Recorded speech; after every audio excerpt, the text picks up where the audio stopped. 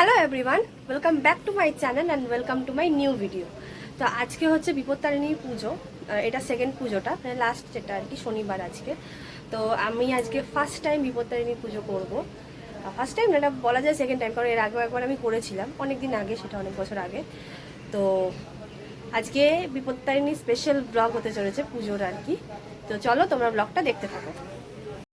তো দেখো, তারপর আমি পুজোর নিয়ম অনুযায়ী 13 রকমের ফল, মিষ্টি আর দক্ষিণা নিয়ে নিই। তো মিষ্টিটা আমার হাতে ছিল, আর ঝুড়ি থাকার কারণে মিষ্টিটা আমি দেখাতে পারিনি।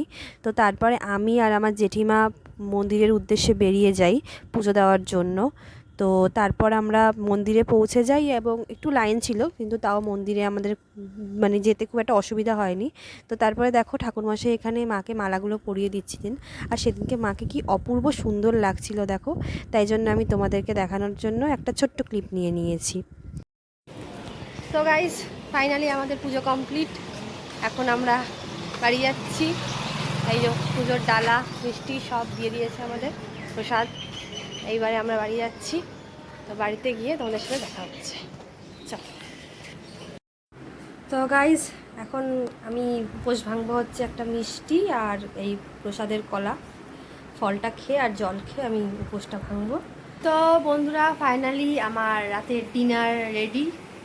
এই যে ডিনার, 13টা লুচি আর ঘুগনি। আমার মা নিরামিষ করে ঘুগনিটা করে দিয়েছে আমাকে।